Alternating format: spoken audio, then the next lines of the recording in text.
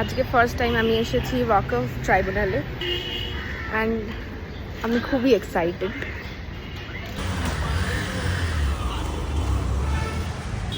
একদিকে ভালো যে ম্যাডাম আছে, তাই আমার সেরকম টেনশন নেওয়ার মতো কিছু নেই। দেখা যাক কি হয়। ওকে, সো নতুন এক্সপিরিয়েন্স হলো, বেশ ভালো লাগছে। অ্যান্ড যা ভেবেছিলাম আর কি, মানে খুব ইজিলি হয়ে যাবে সেরকম কিছুই না, প্রপার ওয়েতেই হিয়ারিং হলো।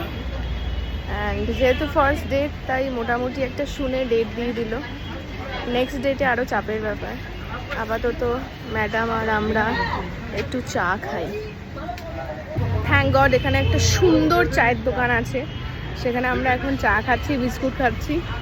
এত সকালে বেরিয়েছি, আমার প্রচণ্ড খিদে পেয়ে গেছিলো। আচ্ছা, আমি যেই চায়ের দোকানে চা খাচ্ছি সেই দিদিটা আমাকে চিনতে পেরেছে। আমি একটু দিদির রিয়াকশন নিই। বলো এবার তুমি কি বলতে চাইছো? আমি বলতে চাইছি দিদি সিরিয়াল করে আর অনেক বড় হোক, অনেক নাম ডাকুন। অ্যাডভোকেট করে বড় হবে? অবশ্যই, দুটোই সমান তালে তালে রাখতে হবে। ওটাকেও রাখতে হবে, এটাকেও রাখতে হবে। তাই কি না? Thank you so much.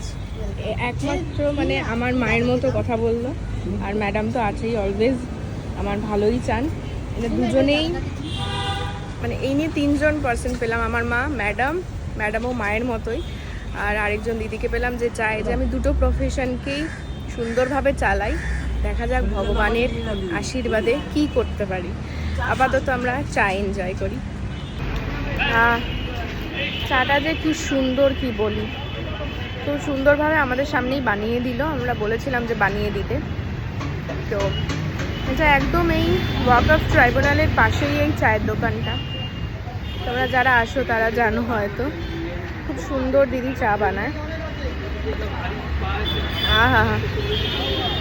এই এত গরমের মধ্যেও এত খাটাখাটনি করে এই চাটা খেয়ে না একটা আলাদাই শান্তি পাওয়া যায়। আমি সত্যি এখানে এসে যে এত ভালো লাগছে, মানে আমরা এমনি নর্মাল ডিআরটি, ডিআরএটি, এনসিএলটি যাই, হাইকোর্ট যাই, সেটা একটা আলাদা রকম এক্সপিরিয়েন্স, সেগুলো জানা।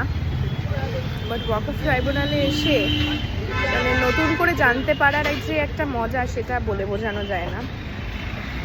আমার মাথায় গাছ থেকে পাতা পড়েছে, তো ভালো লাগছে। আজকে বেশ দিনের শুরুটা ভালো হলো। এবার চেম্বারে গিয়ে প্রচুর কাজ রয়েছে, যেগুলো আমাদেরকে আজকের